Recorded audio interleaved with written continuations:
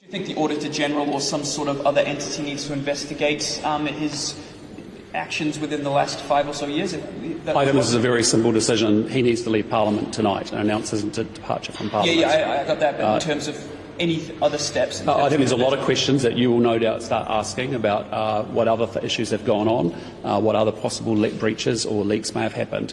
But all I'm saying is tonight, it's a very serious breach. It just gives you no confidence that he can carry on here in Parliament. And you support a by-election in Napier? You support a by-election I think Katie Nimmin would make a much better Member of Parliament for Napier. You support that, like a costly experience, like so close to the I'm sorry, but we have standards here. This is a senior minister. This is his 4th contravention of Cabinet Manual. Chris Hipkins finally faces up to it tonight. It's a serious and egregious issue. It is akin to insider trading. It's very simple. He needs to resign from Parliament tonight. Well, I mean, I have to be honest with you, the last 3 weeks have been incredibly frustrating because all we're dealing with is Labor government personnel issues. And what we're seeing now is a 6-year government that's actually falling apart, focused on itself and internal issues and not focused on the New Zealand people. We want to talk about Three Waters, we want to talk about childcare, we want to talk about education. Every single week over the last 3 weeks we've been talking about personnel issues of former Cabinet Ministers not reading code of conduct as governance roles on Crown entities, Cabinet Ministers not following the Cabinet Manual. And so we've got major internal issues here with this government that's focused on itself, not focused on the New Zealand people.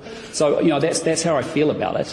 Here we go again this week, talking about 2 ministers, Marama Davison, Stuart Nash, again for the 4th time, on issues that are pretty black and white and need to be sorted.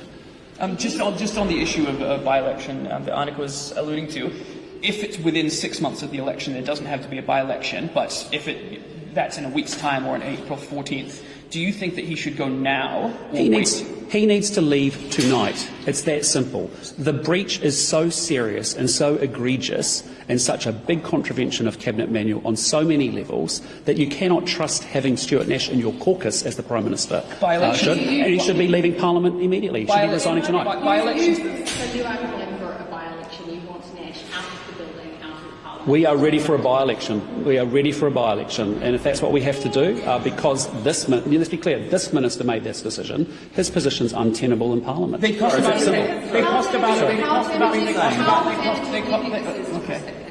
Well, it just speaks to, again, as I've said, you can change the Labor leader, but it's the same old Labor. In fact, it's getting worse Labor.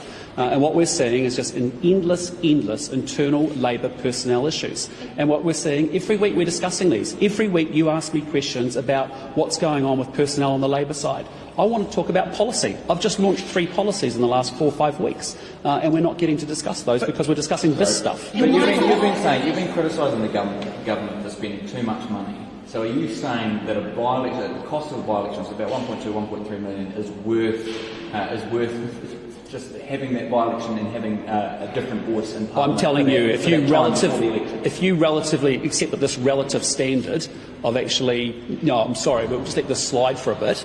You've actually got to stand up for some absolutes. But the integrity of Parliament, the integrity of Cabinet Ministers matters a lot. If the consequence of that, don't blame me for that, blame Stuart Nash, blame Chris Hipkins for that. But is there not, if I can just follow that, is there not an alternative that you would be okay with, that he has no input into any kind of decision making or anything like that to save that by-election cost? The answer is very simple. Based on what we've seen this evening, he cannot remain in role in Parliament here as a Member of Parliament.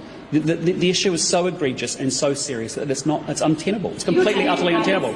So if he resigns tonight, which he should be doing, that's what needs to happen, the consequences will be what the consequences will be. In talking about the integrity of Parliament here, do you want a wider lens put on potentially others who may disclose sensitive material to donors? Well, we need a wider investigation. Well, at the moment, what we've got is a major problem within. We've had a minister who now, for the 4th time, has actually contravened the Cabinet Manual.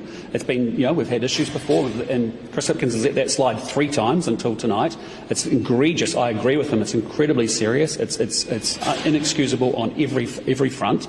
And the reality is very simple. He needs to leave Parliament. How do you think of the timeline of how do you think the timeline of the last couple of weeks and the decisions that have been made by the Prime Minister reflect on his leadership? Well, he's not managing his cabinet well. I mean, we've seen it with Marama Davidson over the course of the last few days, coming out with her remarks, not wanting to apologise to the public. We've seen it with Stuart Nash getting three strikes and then getting caught on the fourth one. And so it's up to him to determine that he's comfortable with his team and that they're following the rules. But as I say to you, every single week for the last few weeks, we end up discussing Labor government personnel issues. This is a tired government. It's out of touch. It's out of ideas. And frankly, the New Zealand people deserve better. And the choice just gets starker for them. Do you want a government that's focused on itself, or do you want a national government focused on New Zealanders? For the sake of 2 weeks, you want the taxpayers to fork out more than $1 million? Don't blame this on me. This steps very clearly with Stuart Nash and Chris Hipkins. This is not anything to do with me, but I'm telling you, based off the seriousness of the contravention of the Cabinet Manual, it's incredibly serious. It's not something light. It's inexcusable, as the Prime Minister said. How does he have him in his own caucus, actually in caucus meetings? And more importantly, how can you be in this place in Parliament? He has to go. Is there not?